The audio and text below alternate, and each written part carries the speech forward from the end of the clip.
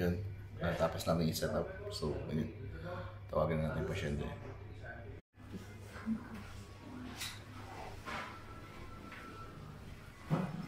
Ayan. Nagsiset ng CBCT natin. Kukuha tayo para sa patient. Set up na siya. Sinet na natin. So, yan. Yan. Ready na siya. So, tatawagan na natin yung pasyente. At 3D siya. Guys. Ayos.